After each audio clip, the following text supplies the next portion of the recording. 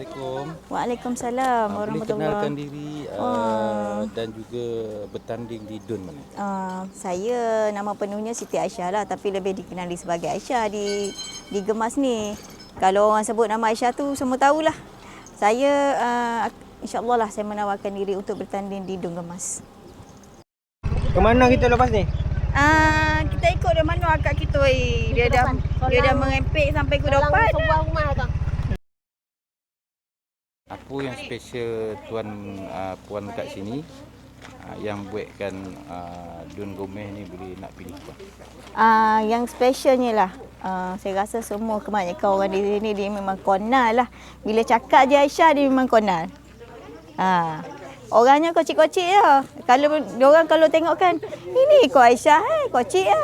Tapi itulah dia. Kebanyakannya memang biasalah dia dah kenal.